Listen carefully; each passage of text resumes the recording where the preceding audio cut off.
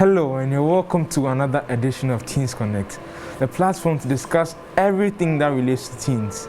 Today, we are going to delve into a very interesting and somewhat controversial topic. It is the reason why some people argue that Africa has not progressed. We are talking about integrity. What is it? Is it really important? Is it still relevant in our 21st century? And how can we preserve and build integrity? Today I've got very, very informed panelists on the show, people who know what they are about, people who are going to give you the facts, the stories on the ground, and also some very interesting and theoretical applications and practical ones as well. We've got Kukwa. You're welcome to our show. Thank you very much. Tell us about yourself. Which school do you go to?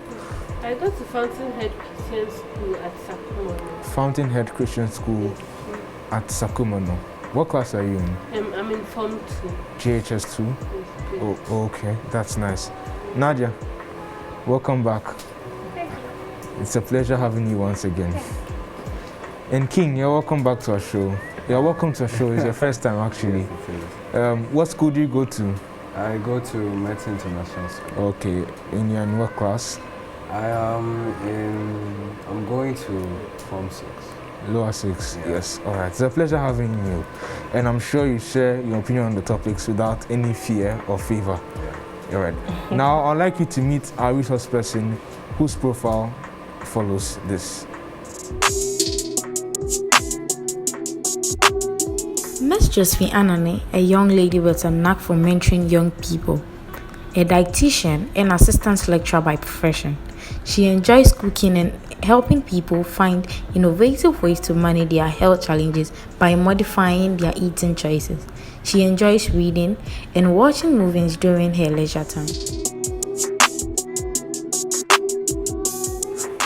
All right, then welcome to our show, Josephine. It's a pleasure having you. Oh, thank you. I'm happy to be here. Yeah, I mean, I read from a profile that you did a little homeschooling for children. Was it a passion you've always had? Oh yes.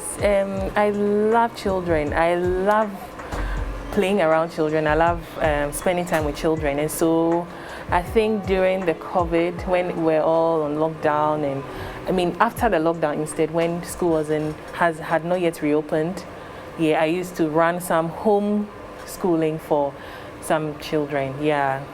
But it's currently on hold though. It's currently on hold. Will you quit being a dietitian to go and teach? Oh, why not combine? Why not? I love being a dietitian. I think I was born a dietitian. So yes, it's something that I'm very, very passionate about. So probably combining, but not quitting being a dietitian. Right. Excuse my stereotype, but are you the kind of person who goes to people's party and checks your meal and say, okay, you're not supposed to eat this, you're not supposed to eat that? Or I think they call us food police. I don't know if you've heard about it. Yeah, dietitians are food police, but no, I don't do that. Okay, let me confess. I think sometimes when I think this is too much, I'm tempted to just say that in my mind. It doesn't come out. Yes, but it's part of us. So probably in our minds, but not unless you ask us of our opinions. But not all the time. Sometimes. Yeah. All right. Now that we've gotten to know our panelists, let's look at our topic for today: integrity. Some people define it as doing the right thing when nobody is watching. Nadia, what is your definition of integrity? In your opinion, what is integrity?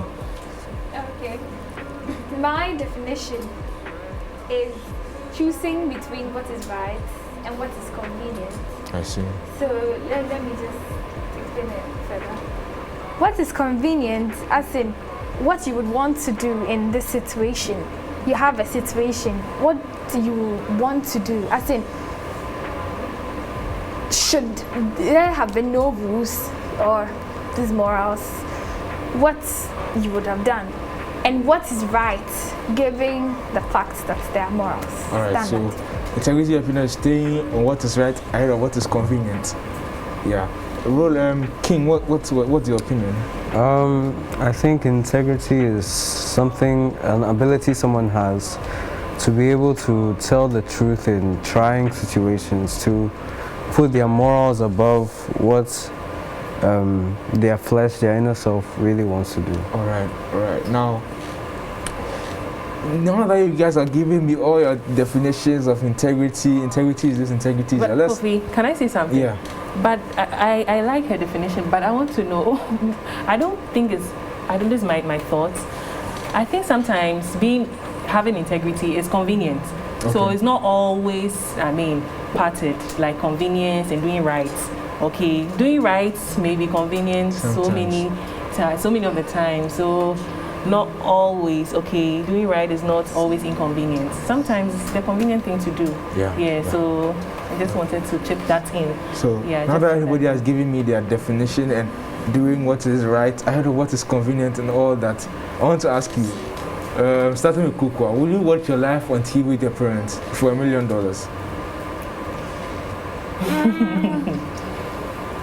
Maybe not. Why not?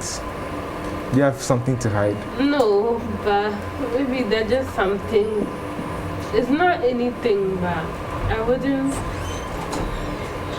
I probably wouldn't want to watch my life on TV.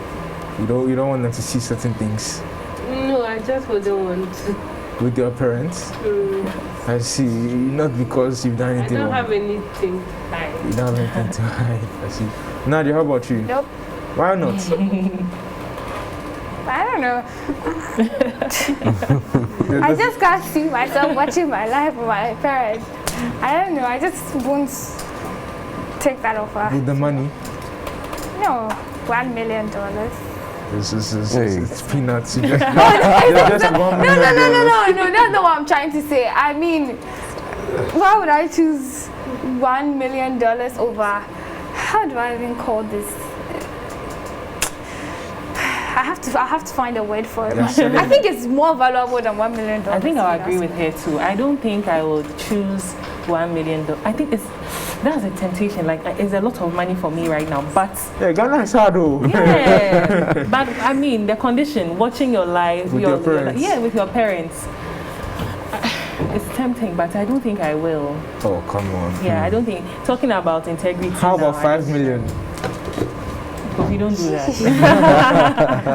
King, I think I would. you would. Yeah. After that, you share the money with them and told them to keep quiet. No, it's my reward for being open for them to see everything that's gone on in their absence. So do in my you think life. they'll be disappointed when they see some parts? Well, I mean, everyone makes choices that they regret, and the point is to learn from them rather than hold on to them and say, oh, I wish I did this differently. So once you've done that, you can accept all the mistakes you've made and move forward. Wait, I want to ask, the watching your life thing, are the text messages to part of it? That's a different or you do it ballgame. in the exchange that if they watch your life, you also get to watch their life. How about that? That sounds like Oh, that's Life for life. that's fair. That's fair. That's fair. Yeah. so for that one you would agree, but for the money, no, because you're both stripping yourselves naked, more or less. But before we even go any further, let's come to one scenario. Somebody sent in a question of how they were in an exam room and they had prepared, studied, burned the midnight candle, and they go into the exam room and Apostle where they didn't have a clue of what was going on. And by God's grace, there was an angel, a good Samaritan, who was multiple choice, so they allowed him to flip and look over. So, when I'm working, you can always look on my shoulder. And he said, should I really look over this guy's shoulder? Because God has sent me an angel. I mean, it's form of deliverance. And I've prayed, he has answered my prayer. So, let me just look over and confirm my answers. So, will you have looked over your friends who were Kukwa? No, I wouldn't have, because you say that the friend who offered it, but in the end it's still cheating, and cheating is wrong. You're just confirming, I'm not changing your answers. You're just confirming. But if you confirm and you see that what they've written is correct, you will change it. So you wouldn't look. How about King? No, I wouldn't. Why? Yeah, could feel. It's not that. It's just I wouldn't feel comfortable carrying someone's success if they were right. So it's not about whether it's right or not. It's because It's wrong, but then also my ego. So also but mainly it's wrong. You shouldn't. You said the person was talking about how it's like God has sent them an angel and all that, but I don't think God contradicts himself in the sense that he'll let you compromise something that he wants you to have in order to have this short time, or you pass your exams. There's a whole eternity and the rest of your life on earth to work for. So but sometimes when the situation is happening, your mind is not looking at eternity. Like for example, during those days that we're writing WASSCE, you know that getting a D7 is getting you off your university list, and from the home you're coming from, they can't afford NOVDEC fees. It is either you are taking it once and for all, you have to make it to the university. Yes. And so it was a math paper, and core math, like it's a core subject, and they are going to use that to grade you for your university entrance. So, I mean, it was tough.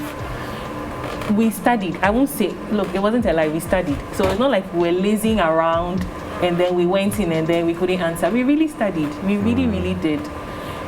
For us to get there, in fact, we wrote the section B first. So that was tough. But I sat cool. I mean, I did what I could do. For us to come back to write section A, that's the objectives, what you were talking about. And it was tough, goodness. It was really, really, really tough. I don't think, I couldn't even answer like more than 20. Are you sure it's not because you're not a math person? Well, I'm not a math person, but we are all supposed to meet a certain standard, isn't it? They are teaching us the same syllabus, so we are supposed to meet that standard. It was difficult. And now people were willing to help. So, I mean, this is it's a dead end if you say you're not going to look, like turn and look. It's been shown, this is the answer. Just look at it and shade. I mean, you've done your part. You have prayed in the exam hall that God should help you, and somebody sitting next to you is willing to help you. Why not? I mean, I did what I could do, and then I also sought for help from somebody else. Yeah, I mean, I'm talking about realistic situations. But when looking you back, know that, would you have done the same thing? oh no. Now, I mean, that was then. Now I think that growth comes in, you know. So I'm saying that if it's an exam and we do it, we can be pardoned, because after all, people like you also sacrifice their integrity. Well, I think that at that point I had not understood what integrity really, really was and how we can practically live it. Maybe during children's Sabbath school it was mentioned, you know, your parents will teach you devotion at home, but practically, I think I had not gotten there. So I now understand it, and I'll be more than glad to help anybody out of such situations. I see. But another question I'd like to ask you is that, do you think your life would have been better if you had not sought for help in that paper? I can't tell, but I think by the grace of God, it would have been better, because I was relying solely on my strength and what I couldn't do, and thinking that, you know, I needed to do this to move on. I think God has many ways of doing things for us, of which we know, like zilch. Yes. So I think that I would have gotten to this place, or even better. Yes. Yes. Now if I relied totally on God. Please, I want to ask one question. Okay. Two, but let me start. Is there a difference between cheating and helping? Like, is there a difference between cheating and helping? In the exam hall? Yes. King, is there a I'm helping you, I'm cheating. Okay, so, King, what's the difference in your opinion? it sounds to me like when you are cheating, like it's you alone, you have something, I don't know, something in your pocket or something on your palm, like it's you alone. But if you're helping somebody, there's give and there's take. There's an exchange, so to speak. Not that I'm an expert the way I'm talking. It looks like you. That would have to check that video on my life. Yeah. If it means that, per what you said, it's helping, it's give and take. Give and take. In the exam hall, give and take. More or less, What do you mean by give and take? As in, I give you an answer, you give me an answer. Yeah, something like that. Really? So that's not cheating? It is, but you can classify it as helping, so to speak. You help me, I help you. I Quid think- pro quo, something Yeah. like that. Yeah. I think maybe helping is a subset of cheating Yeah, in the exam hall. because there are Once various is not, forms. once you are defying all this, it's wrong. Yeah. Yeah, so you don't have to help. You know, sometimes in the university we have open book tests. You are supposed to bring your book open and write. So you are not defying all this. But for these examinations we are talking about, you are not supposed to seek help from one another. So Yeah. that makes it wrong. You understand? So if the rules stipulated are transgressed, then that makes it cheating, in my opinion. Yeah, because some examinations allow books and we call it open book exam. Yeah. Okay, so, let me make Okay. a confession. But it's my life. I remember in BC, you know, not like I was, but this friend of mine, I know she learned, like we all learned together, I mean. But during the exam, she needed help somewhere. Okay, let me be honest. I just told her. I told her the answer. But then, okay, so this is what happened. She asked me maybe this question, and I checked and I told her the answer, and she was like, "What? That's not even the answer." That was what, she was like, "No," and I checked the answer. No, I had made a mistake. You see? Yeah. So that was okay. I get your point. Was she still friends with you after that? yeah. No, because when she asked me the question, if I decided not to mind her, and it was 5 marks. Wow. You know what 5 marks can do to you in BC? So she just told me, and I was like, what's this? I reread the question. You know, I'm kind of that way. I just look at the question, just answer. I just read first, third, fifth, then I just get the, what do you call that? The heading or something. Yes, so I think I didn't read it well. And I wrote something else. And when she asked me, and I You reviewed. God's way of helping, isn't it? Yes. Well. So would I call that helping? Yeah, Maybe it's I good, think but I think I am. you are not supposed to do that in the Yeah, I exam. wasn't. Yeah, I you were wasn't not. supposed to do that. But thinking about it, if you ask me if I regret it, I might say no because it saved me 5 homeworks. I see. Yeah. That's very interesting. Oh no, but it's not good though. This is like telling them, don't try this at home. But to Kukwa, I want to ask, you know, sometimes on this exam situation, it is more difficult to say no than to, because I mean, your friend asks you for help and you say you wouldn't give them help. I remember back in class 6, we had this TA everybody liked. Why did everybody like her? When it gets to exams, she would go around everybody's table, what don't you understand? And she'd go and ask a friend. And when you don't understand something, you can ask her, and then she'd ask a friend to help you. So everybody obviously liked her. But sometimes the difficult part of this is saying no. Yeah. Yeah. Kuku, have you had an experience where you had to say no to a friend when they ask you for help in the exam? Yeah. Really? Yeah. What happened? So, like, as we were having the examination, a friend was sitting in front of me, and then they turned a little and they were asking me because this answer, I had said it, they had heard me saying it when we were learning before.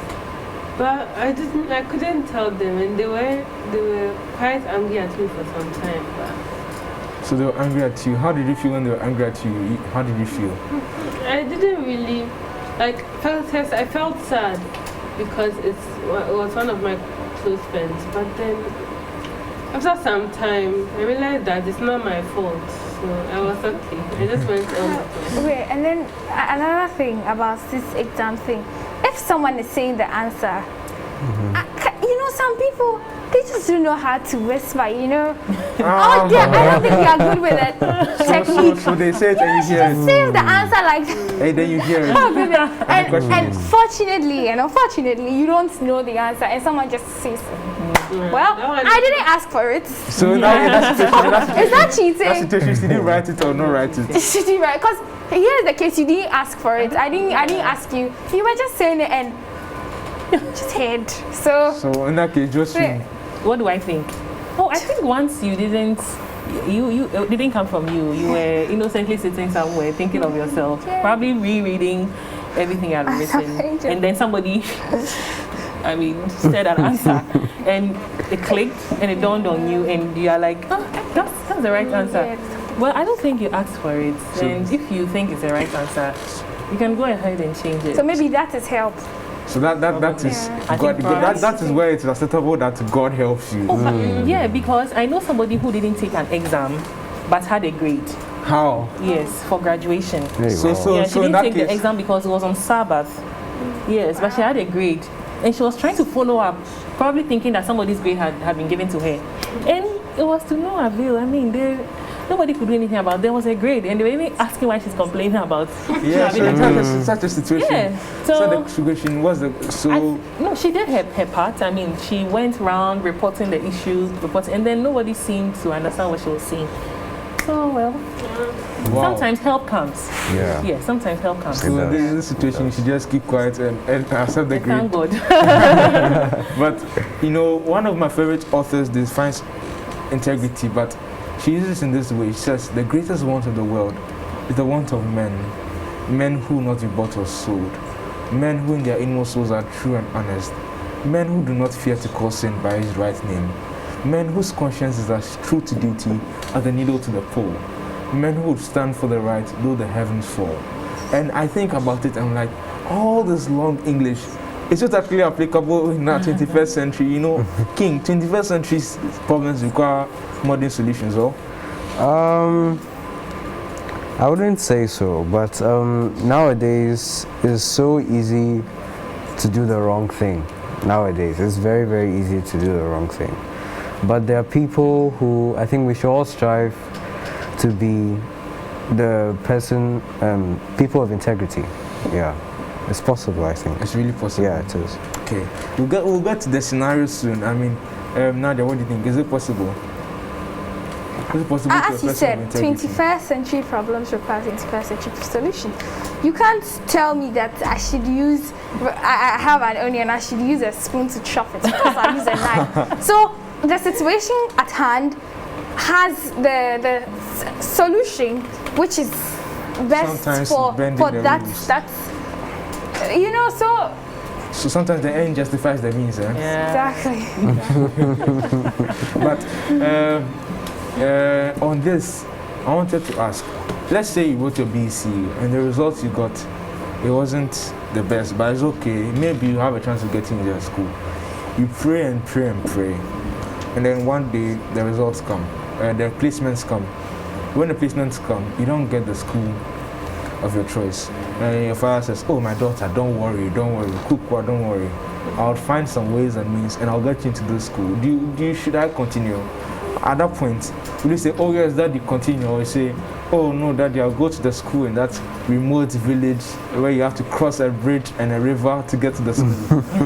Will you accept the daddy's offer of going With bed bags and things. Yes, bed bags. Will you accept daddy's offer of going to do ways and means, or you say no? I honestly wouldn't know what to do in this situation. Why not?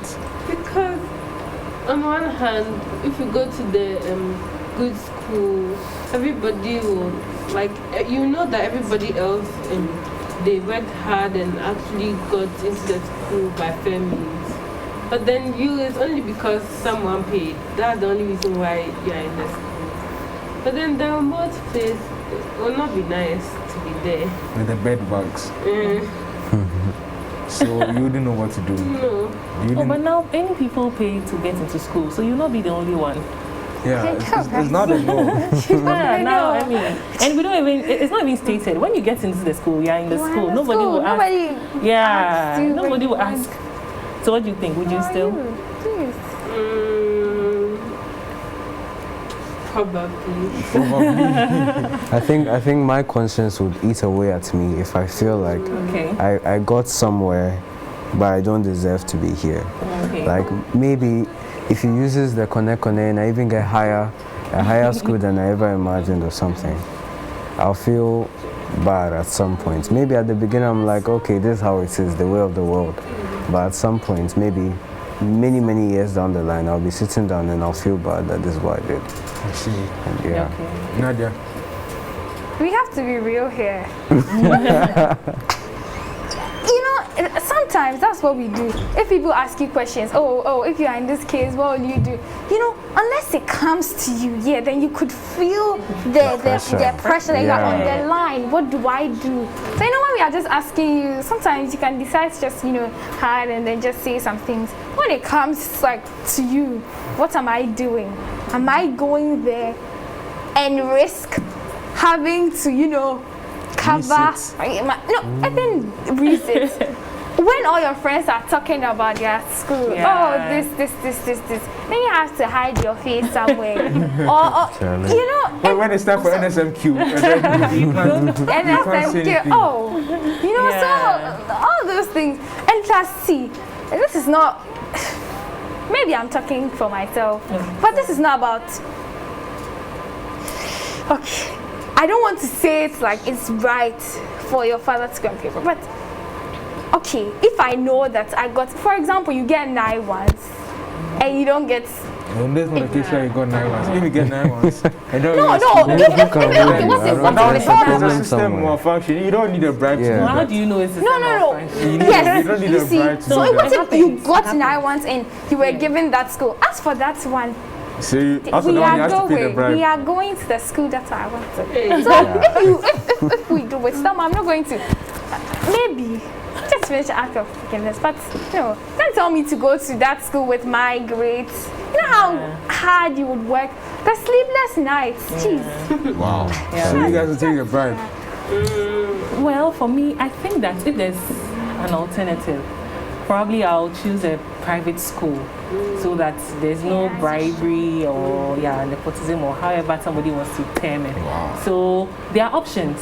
There are other options. Or probably they should fly me out of the country. What do you think? So there are other alternatives to this. Yes. But sometimes it's very painful, like she said, when you have studied and you have made your grades and you think that you have not been awarded what you deserve. And so, in the heat of the moment, the feelings, the rush and everything, you crying, your parents seeing you crying because they know that, God, my daughter really studied, she deserves this school. Their parents, they are empathetic. And so they will definitely want to do something for you. And that is how come we have to probably visit offices and then make some transactions. Go with brown envelopes. And a lot of people also place tax on schools, even like our churches and all. You see, wherever you find yourself, even when you're paying your fees, if your school uses a bank system and you're paying your fees in the bank and you've written your school and it's like a grade A school, how the tellers treat you will be different from that,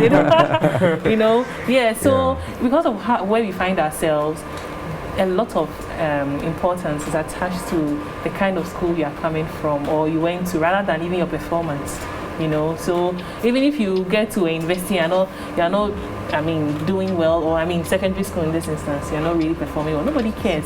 It's more about where you're affiliated to. So after school, like you're saying, for the National Math and Science quiz, when everybody's posting, everybody's hailing, everybody's, affiliated to the school, and then only you, only you, it's sad. So that is, in the heat of the moment, we are forced to take certain decisions that may not be always right. Okay, now let's go on a break. We'll get into more scenarios. There's more to talk about. There's something that will relate to our everyday lives, and we need to discuss this because it is very relevant. So stay tuned whilst we go on this quick break, and we come back to address more issues.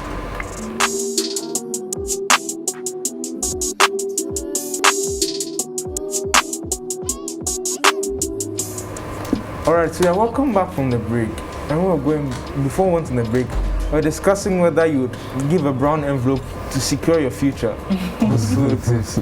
But before we even move any further, let's go back to the Bible. There were some people in the Bible who faced really stern situations. Now, Yeah. I want us to go back into Egypt. Now, this is the apex of civilization, and this is the place to be. And the captain of the king's guard, he takes you as a slave and puts you in his house. Now, this is not any ugly boy. The Bible says Joseph was a fine boy, you know. Yeah, I'm handsome sure, guy, yeah, fresh yeah, guy. yeah. I'm sure you'd have been thick or light skin and maybe pink Yeah. lips. You know, so this is the kind of guy everybody wants to be associated with. And then he's doing his work, you know, but you know, the lady looks at him and like, hey, Joseph is a very nice young man, and you know, from history, we learned that people who are serving the king's court were normally castrated. So she had that desire for that kind of relationship and intimacy, and she looked at Joseph and was like, yeah, this is the one, this is the one. And so Pharaoh's wife must have tormented him day and night. And I'm not sure Potiphar would have married an ugly woman. This is the captain of the king's guard, so I'm sure that I've prepared a really fine babe for him all his life. And so Mrs. Potiphar is calling Joseph.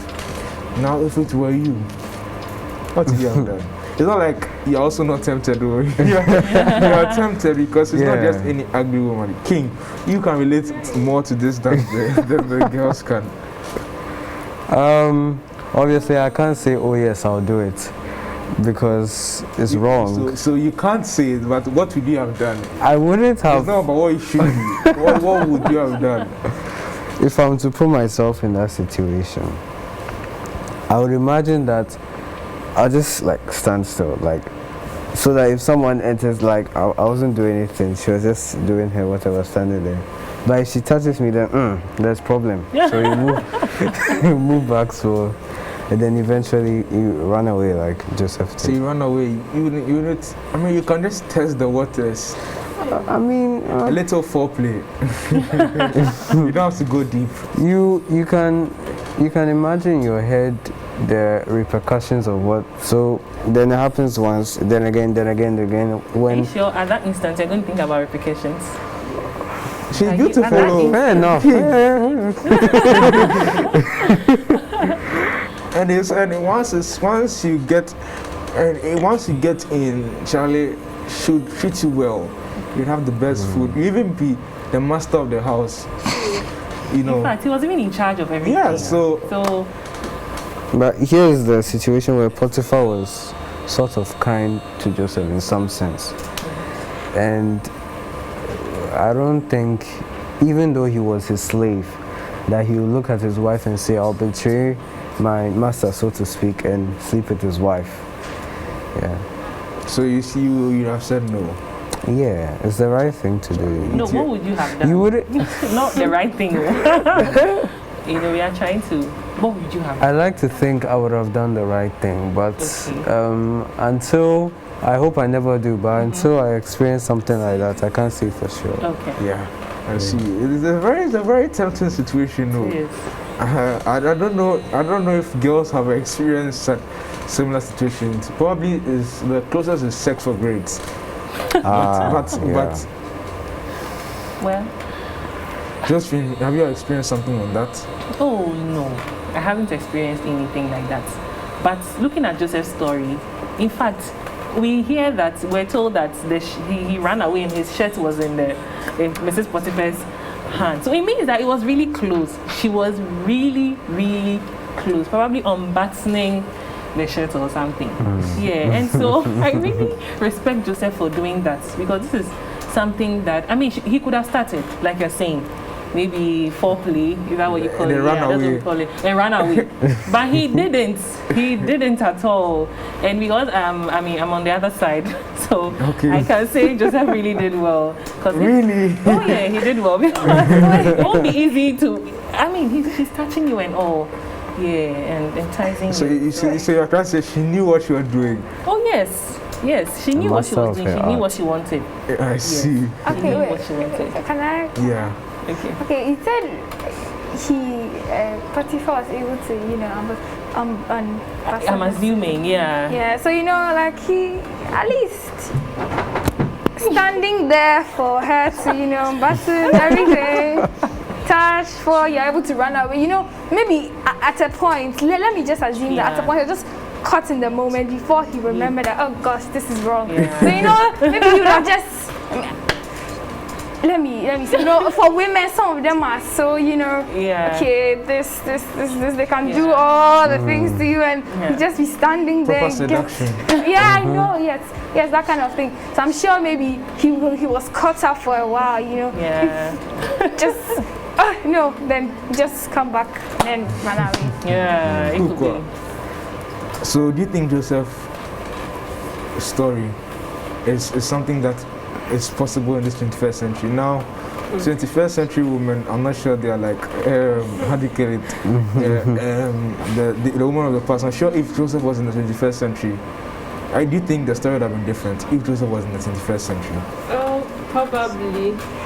Because nowadays, people don't care what they do. Even though they know the consequences. They don't care. Because even though they know God is there, they just do what they like, and then later they'll come and say, God forgives you. You know, I want to. The only reason he didn't do that was because of God. I mean, knowing it's a sin. So that's the case in the 21st century.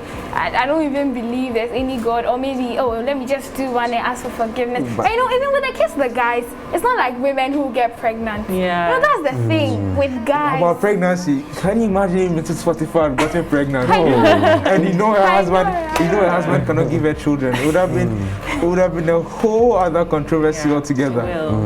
Yeah, I see. But it's something we have to learn to emulate. Yes. But another story I'd like us to look at is Daniel. Now here's the case. The king says nobody should pray. If you want to pray, go into some corner in your house, but you open your windows towards Jerusalem and you pray. Now the first question I ask is that, why did he even open his windows? You know, the story of Daniel fascinates me because he was very young as of that time. And it started from when he made a decision not to defile himself with the things that were served then. And in fact, now if you should be invited to the president's, you know, buffet banquets, like you have gotten an invite, and you know, small wine, it's just shrimp fried rice, or things that we have been taught not to take. We are not ready to really stand like as Daniel did. Can you order and tell them that, no, please, I'm looking for some mushroom soups and all that. So you can see for Daniel, it started like way back before the whole law came that nobody should worship any other god but what they wanted to worship. And so, in this modern Ghana, applying Daniel's theory, I think we can close our windows and things. I seriously don't get why he didn't close his window. Yeah, why would you do that? I mean, I got. I feel like, Daniel, you too. What? I need anyone who can pray. You don't come in this situation. That's why it's I feel sometimes he was tempting God because you didn't know. And there's this because look at it this way. Daniel, he could have just closed the windows, gone into his corner and prayed. As long as he didn't see you, there was no trouble. But opening a window, that's where I don't get it. King, do you have anything to say on this one? I think he wanted to inspire other youths in. So he wanted to be the hero. Not be the hero and get all the credit and all that, but like to inspire people that sometimes someone will tell you something that is against what you believe and you know it's right. And you can just keep doing it because God has not given you a spirit of fear. He knows that you have the strength to do the right thing. So maybe he did that to inspire people not to back down to all these corrupt people in power at the time, to worship the king as opposed to God. To also ask, but he said maybe why he did, maybe that's what he has been doing all this while. Maybe he goes, he opens up his window. So maybe he was thinking that, why should I change okay, maybe you always stand by this window and then pray always. But now, don't pray, don't do this. So because of something, you're going to change. So I feel maybe he didn't want to give in to the fact that, they said I shouldn't pray, so I'll go and hide. Why am I afraid to pray to God? Am I afraid to tell God about that thing? So I feel maybe that's what he I did. see. So it was maybe because he didn't want people to see he was afraid of praying to God. But it was his custom. So Charlie, but lions then. Lions then, oh. Even small bulldogs, some of us fear. This is a lion. One gecko spiders, we are running away. And this is a lion. Come on. Yeah. It seems surreal, but you just have to trust God. But the last one in the Bible that really fascinates me is the 3 Hebrew boys. I mean, all you need to do is just to bow down like you're tying your shoelace, and then when you're done, you just get up. I don't know. Does anyone have any thoughts you want to share on that one? Yeah, I think it's your level of faith. Everybody has the level of faith that they have towards God. Maybe for example, if I were to be there then giving my current faith, we are growing in Christ. As we grow, we get better. But should I spend the one day, as you have said, maybe I'll drop my pen and that's just so then we can say that their faith was, it had grown to a certain level that they trusted God so much that no matter what they did to us, God is still with us. That some people have this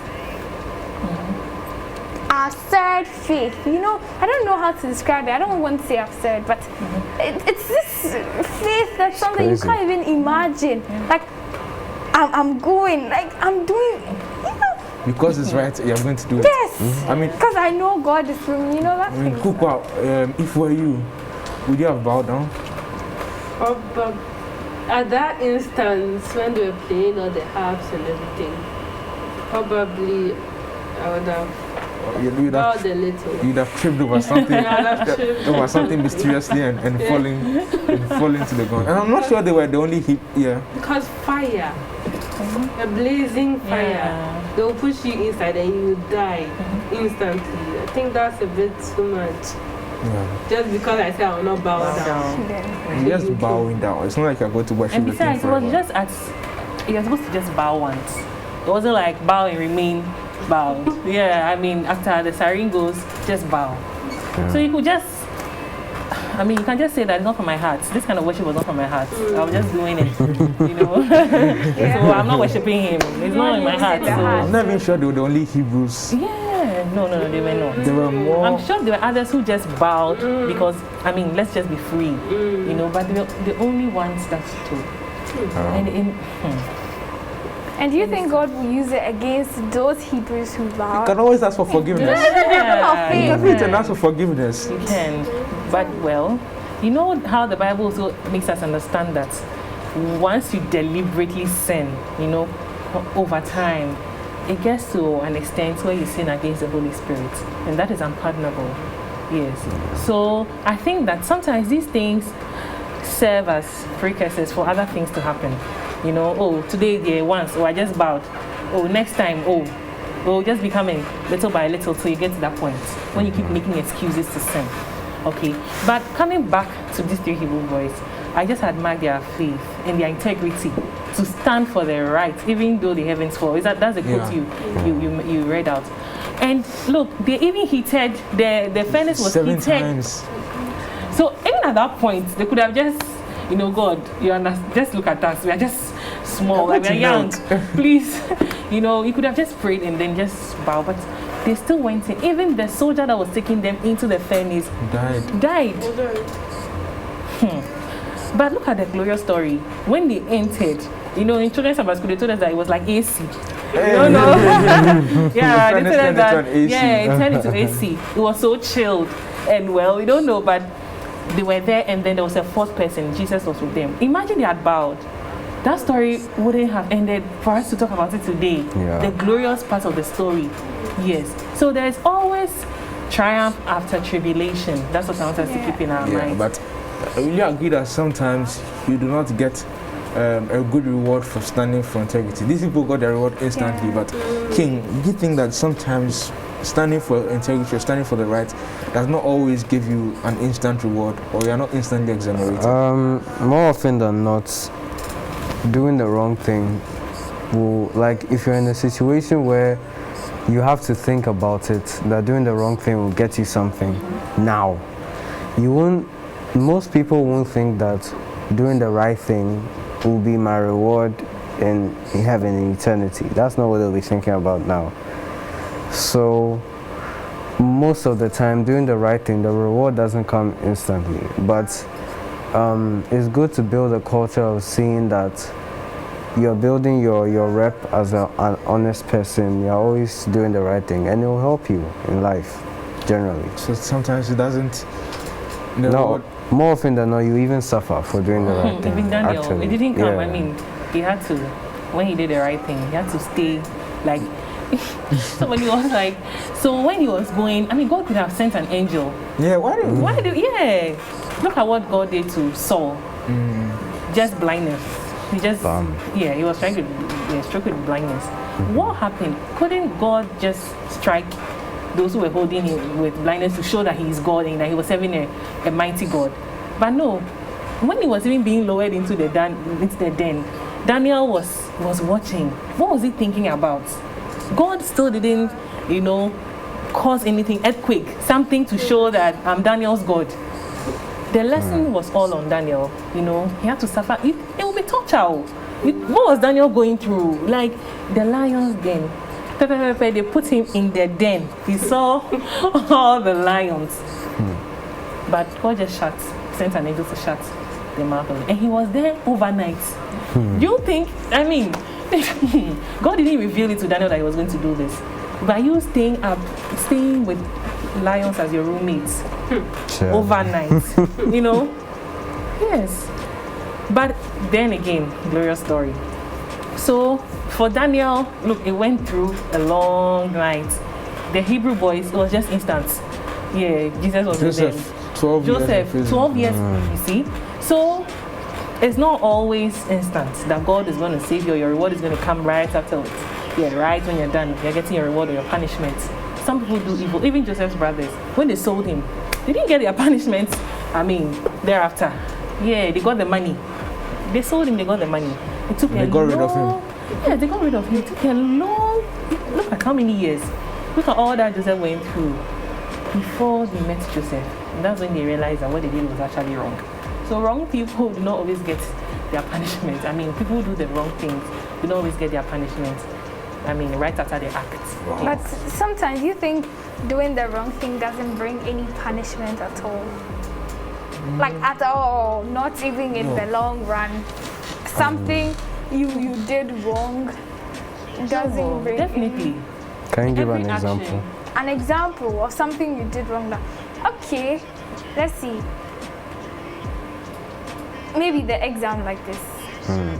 Those who don't have the guilty conscience. Oh, what is that supposed to mean? Yeah. Someone just, maybe the pass mark is 90 and you need this 1 mark and someone tells you this, nobody sees, nobody hears, just hears, and you go, this petty things. Some petty things, petty wrongs, let me make it that way. But it's because we always think that, sorry to chip in, but it's because we always think that like the reward or punishment for actions are physical. They could be mental, they could inhibit your growth, spiritual growth and all that. It's because we're always watching out for the physical. Even someone says God bless you, every day people tell me God bless you, but no money. There's no money in my pocket. Because we're always looking at physical, blessings or punishment. No. So in that instance, you got your pass mark, you're gone on. But you have tarnished your image. You do not know. Yeah, so that person will one day sit with a board for interview and you walk in. The person will know that this person doesn't have integrity because you can cheat in an example. People face that. Yeah, people face that. In the exam, back in uni, they were all bubbly thinking that was life in it. Until some years when they're looking for jobs and they sat at a panel and then this guy, I knew him from the university. At that time, he didn't know the damage will follow him or her. So it's not always instant, it's not always physical. Yes, it can happen in so many ways. But I still want to believe some wrongs don't have consequences. Sometimes you get away with it. It doesn't mean that. The same way some good actions also don't have consequences. Yeah, you get away. Like you don't get benefits for doing the right sometimes. Yeah. That's what makes it hard. That's what makes doing right thing hard. You feel I think we Nothing. would never fully understand in the sense that you may not get the consequences directly. Maybe something you're supposed to get will not come to you, and you will never know You miss about a it. blessing. know. You don't, Yeah. because you have missed the blessing, you do not even know what would have come your way. You missed that blessing, so you wouldn't know. So you, in your mind, you think that you have moved on and life is good, but you don't know the greater blessing that would have followed if you stayed true. Yeah. Do you understand? Yeah. Yeah. I'm sure you guys are really enjoying this at home. Let's go on a quick break, and we're going to learn how to build integrity and how to preserve it, and what are some of the possible benefits.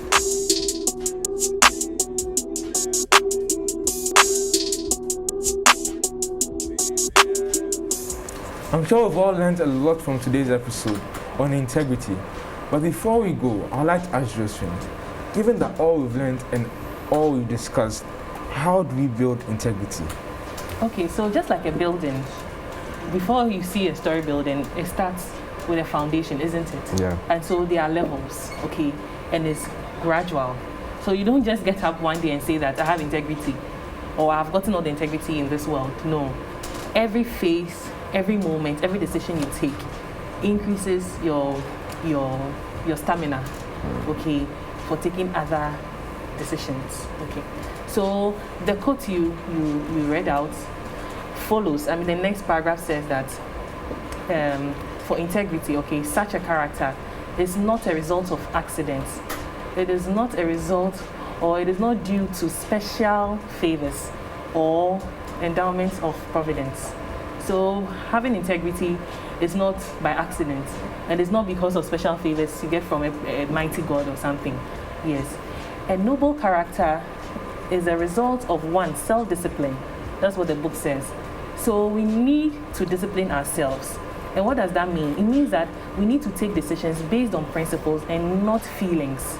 Okay, so at that moment, how you are feeling, I mean, you feel this is right, but is that what is really right? What does God require of us? What is the principle? So you need to take decisions based on principles and not feelings. Are we okay? Yeah. So that's about self-discipline. The second thing it talks about is the fact that we need to subject our lower nature to the higher nature. So ourselves to God. We need to subject ourselves to God. So just avail your thoughts, avail your life to God. Okay? We have so many stories in the Bible of how God has even led the Israelites through the wilderness and all, not even a scorpion bite, but they were walking through the wilderness. God was with them. God is with you. So just avail yourself to God in whatever situation you find yourself, and He will help you to do the right thing. The third thing it talks about is that we also surrender ourselves for the service of love to God and man. So if you are treating each other with love, and you're also loving God, it's going to help you to make the right decisions. Because sometimes you want instant judgments of somebody. You were in a queue and somebody crossed. So you're annoyed, I'm also going to cross. No. Just service with love, okay, to God and man. That is what should guide us.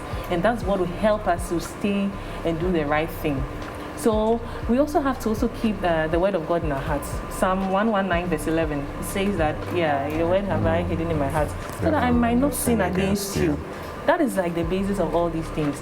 We need to constantly keep the word of God in our hearts. Even our AY quotes and all those things tell us that we should keep a song in our hearts, isn't it? So all the time, God's word in your heart, God's songs in your heart, they will direct you as to the kind of decisions you should take when you are confronted with temptations. Okay, we do not have the power to stand. That I can tell you. We definitely don't have the power. Forget it. Forget what you know. Forget your strength. It is God that gives us the power to do right. It was God that gave the power to Joseph, to Daniel, and to the 3 Hebrew boys. And He's definitely that same God today.